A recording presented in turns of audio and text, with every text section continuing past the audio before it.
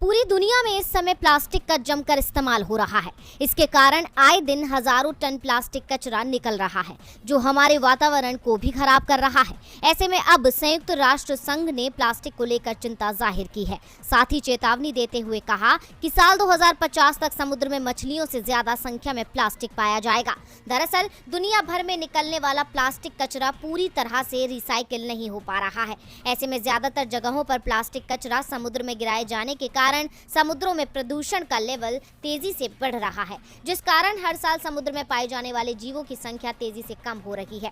यही कारण है कि संयुक्त राष्ट्र संघ ने प्लास्टिक उपयोग को कम करने को कहा है और इसी के चलते 27 जून 2022 से लेकर 1 जुलाई 2022 तक केन्या और पुर्तगाल की सरकारों की ओर से संयुक्त राष्ट्र महासागर सम्मेलन का आयोजन किया गया था, जिसमें समुद्र में बढ़ रहे प्रदूषण को कम करने पर जोर दिया गया।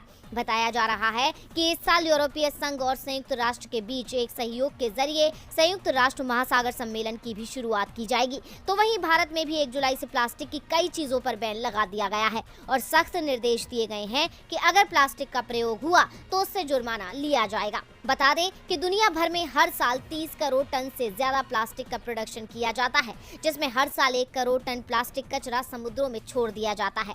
वहीं समुद्री जीव इन माइक्रो प्लास्टिक को अपना भोजन समझकर खा लेते हैं, जिसके कारण हर साल 10 करोड़ समुद्री जीवों की जान जा रही है। ऐसे में प्लास्टिक के इस्तेमाल से दुनिया संकट में फंसती नजर आ रही है। अब संयुक्त राष्ट्र संघ ने चेतावनी भी दे दी है, पर अब प्लास्टिक के प्रयोग पर रोक कितनी लगेगी ये देखना होगा।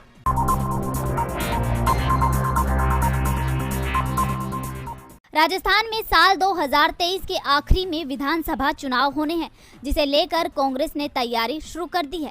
लेकिन इस बीच ऐसा माना जा रहा है कि गहलोत और पायलट गुट के बीच एक बार फिर तलवारें खींच गई है।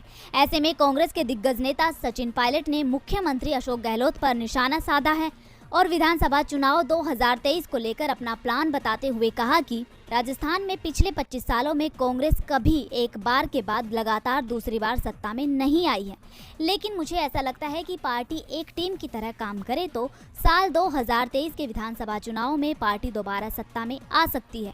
मेरा लक्ष्य है कि अगले साल विधानसभा चुनाव में राज्य में दोबारा कांग्रेस की सरकार बने। सचिन पायलट ने अपना लक्ष्य बताते हुए कहा कि सभी कोशिशें करने के बावजूद हम राज्य में कांग्रेस की सरकार को लगातार दोहराने में नाकाम रहे और यह एक गंभीर विषय है। मैं अपनी तरफ से पूरी कोशिश कर रहा हूं। मैंने अपने विचार और राय राहुल गांधी और प्रियंका गांधी को इस संबंध में दे दिए हैं।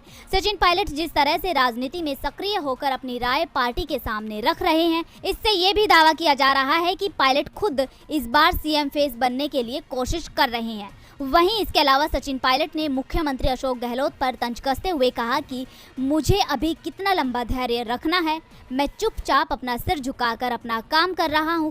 जब भी पार्टी नेतृत्व से आज्ञा मिलती है मैं अपना काम करता हूं। इसके अलावा जिस नाम से मुझे बुलाया जा रहा है उसका जवाब मैं कई बार ज्यादा मुस्कुराहट के साथ दे चुका हूं, लेकिन मुझे सम्मान देना आता है। कोई फर्क नहीं पड़ता कि आपको कितना ज्यादा उकसाया जाता है। लोग और मतदाता हमारे भाग्य विधाता हैं। वो लोग सुनते हैं कि हम क्या कह रहे हैं और क्या कर रहे हैं। दरअसल बीते दिनों सीएम गहलोत ने पायलट को निकम्मा शब्द से बुलाया था, जिसके बाद राजस्थान की राजनीति में हलचल भी बढ़ गई थी।